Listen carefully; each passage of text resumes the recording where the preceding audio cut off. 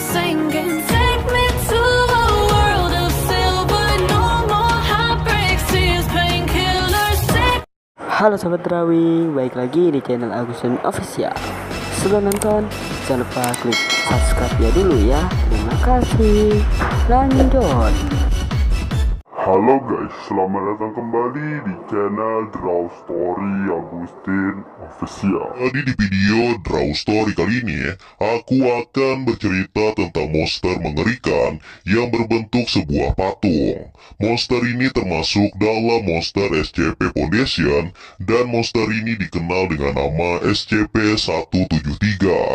Tapi sebelum aku mulai ceritanya, buat kalian yang belum subscribe channel ini, kalian bisa langsung tekan tombol subscribe-nya sekarang juga nih, supaya kalian selalu mendapatkan notifikasi setiap kali aku mengupload video-video baru.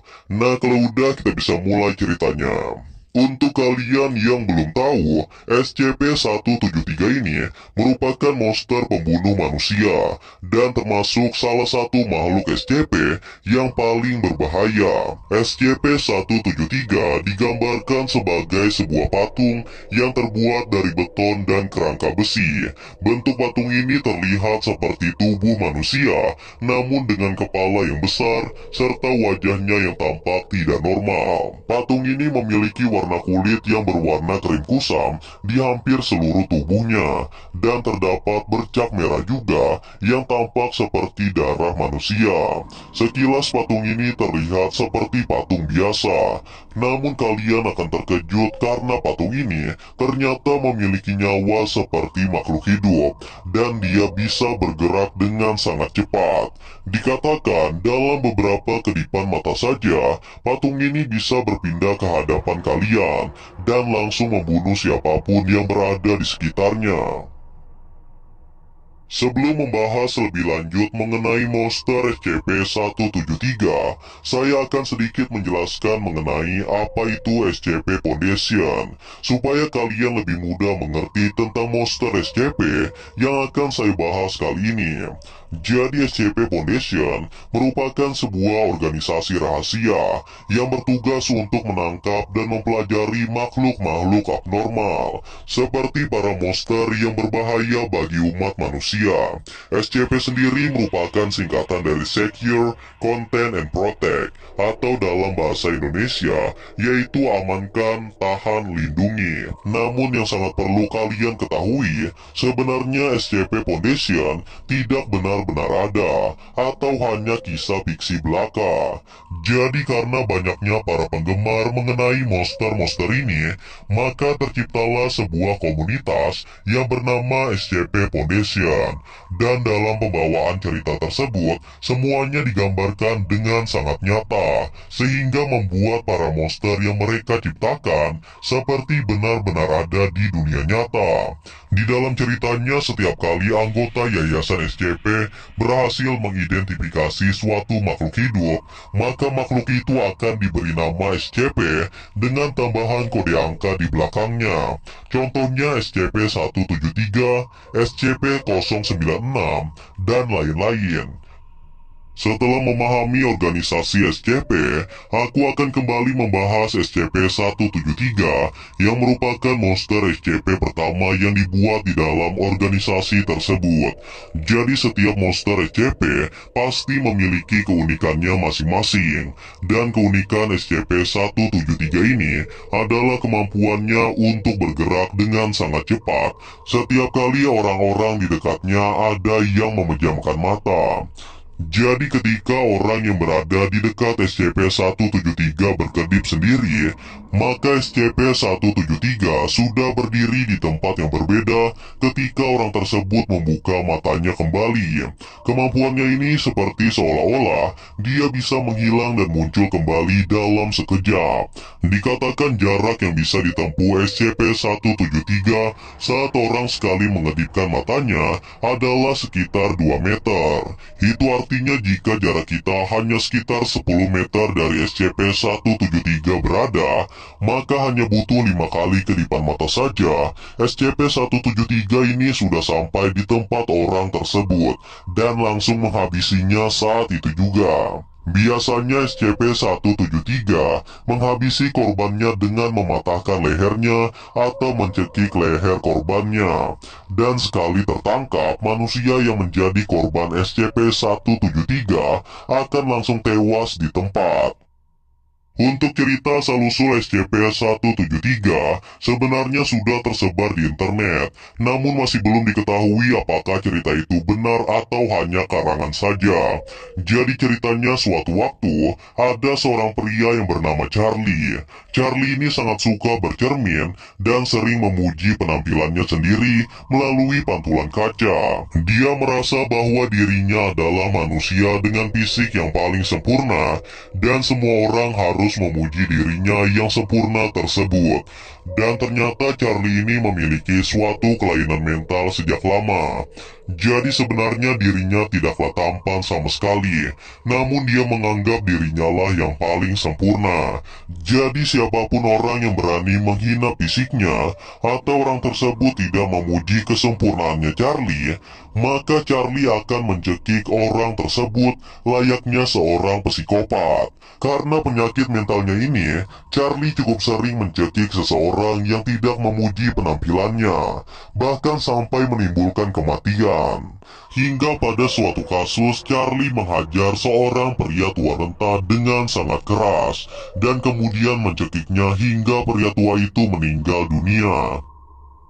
Selama di penjara, Charlie yang tidak terbiasa tidak melihat penampilannya melalui kaca pun mulai menjadi semakin gila. Penyakit mentalnya menjadi semakin parah. Bahkan para tahanan-tahanan yang memandang atau menghina fisiknya, semuanya pasti akan dia habisi satu persatu.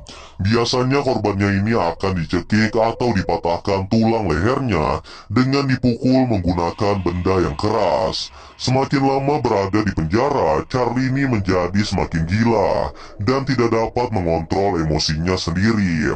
Charlie sudah beberapa kali masuk ruang isolasi, namun perilakunya tetap tidak berubah. Bahkan para penjaga di penjara itu pun, jika mereka tidak memuji kesempurnaan dari penampilan Charlie, maka Charlie akan tetap menghabisinya seperti korban yang lain.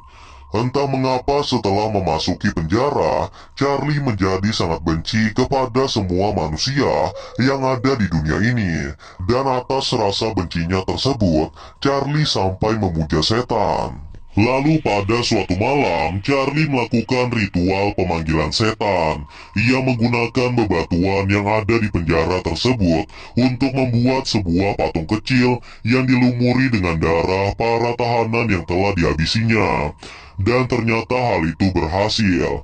Dia berhasil memanggil seorang iblis, dan dia meminta agar iblis itu menghabisi seluruh manusia yang ada di sekitarnya. Sebagai gantinya, Charlie rela menukarkan nyawanya sendiri. Keesokan harinya, Charlie pun tiba-tiba menghilang entah kemana.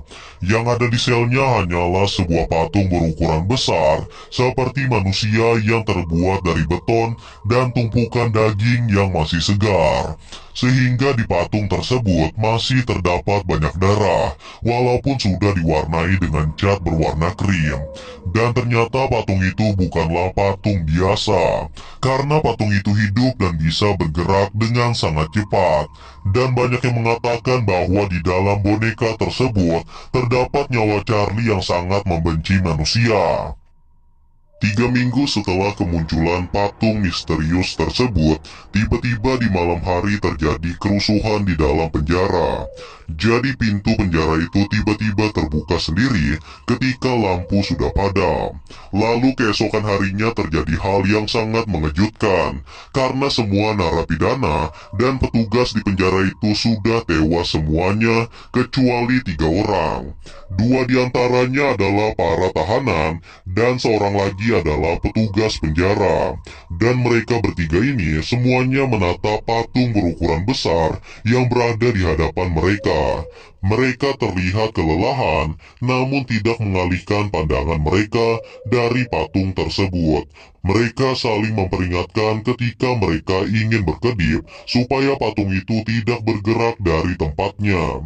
Dan ternyata seluruh bagian penjara tersebut sudah dipenuhi oleh mayat dari para tahanan dan para penjaga penjara tersebut. Kebanyakan dari mereka mengalami patah tulang leher dengan raut wajah yang terlihat seperti sedang melihat hantu. Dan 3 orang tadi akhirnya selamat setelah mendapatkan bantuan. Setelah mengetahui kejadian tersebut, organisasi SCP Foundation pun langsung bergegas ke lokasi kejadian untuk mengamankan patung tersebut. Dan ketika para agen SCP sudah datang, patung itu langsung dipindahkan dengan bak dari sebuah truk besi dan diawasi oleh 3 orang yang bertugas untuk tetap mengawasi dan menata patung tersebut hingga pintu besi truknya ditutup. Patung itu pun dibawa ke sebuah laboratorium yang ada di markas SCP Foundation.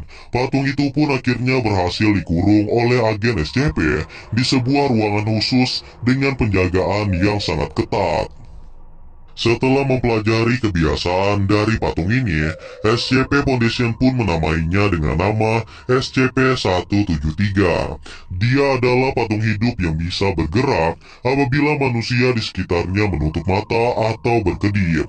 Dan patung ini cenderung bergerak menuju manusia yang ada di sekitarnya untuk menghabisi manusia tersebut dengan mematahkan leher korbannya. Jadi cara untuk selamat dari patung ini adalah dengan terus menatapnya tanpa berkedip, karena dalam beberapa kedipan mata saja, maka nyawa kalian tidak akan bisa terselamatkan.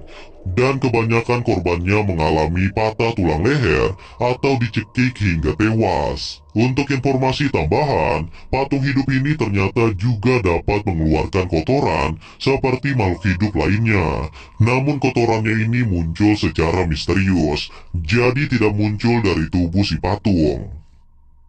Karena baunya yang sangat menyengat, para petugas pun harus membersihkan kotorannya 2 minggu sekali. Dan itu menjadi tantangan tersendiri, karena apabila mereka melepaskan pandangannya, maka nyawa mereka akan menjadi taruhannya. Sampai sekarang tidak diketahui pasti tentang kebenaran dari cerita asal-usul SCP-173 ini. Karena selain cerita yang sudah saya jelaskan tadi, ada juga cerita lain yang mengatakan bahwa SCP-173 ini merupakan semacam makhluk yang dapat memperbanyak dirinya sendiri dan menebarkan teror kepada manusia. Entah cerita mana yang benar, yang pasti SCP-173 ini sangatlah berbahaya bagi manusia, sehingga dia harus dijaga dengan ketat oleh SCP Foundation, karena jika sampai terlepas, bisa saja dia akan menghabisi ratusan atau bahkan ribuan orang yang ada di luar sana. Nah, itulah tadi cerita tentang SCP-173, monster mengerikan yang berbentuk sebuah patung besar yang sering mematahkan leher manusia. Jadi jangan sampai kalian mengalihkan pandangan kalian jika tidak sengaja bertemu dengan patung yang satu ini. Walaupun dia tidak memakan tubuh manusia, namun tetap saja korban utamanya adalah para manusia. Walaupun cerita ini hanyalah kisah fiksi belaka, namun tidak menutup kemungkinan monster ini juga akan benar-benar muncul di dunia nyata. Namun terlepas dari semua itu, percaya atau tidak itu tergantung dari diri kalian masing-masing. Karena cerita ini hanya bertujuan untuk hiburan semata dan untuk menambah wawasan kita semua tentang cerita-cerita menyeramkan yang ada di seluruh dunia. Anyway guys, kurasa itu saja untuk video Draw Story kali ini. Semoga kalian suka dan juga terhibur. Dan seperti biasa jangan lupa untuk like dan subscribe untuk terus support channel ini. Kalau kalian ingin request untuk cerita Draw Story selanjutnya, kalian bisa aja tulis di kolom komentar. And yeah, thanks for watching guys. Until next time, stay cool. Bye-bye.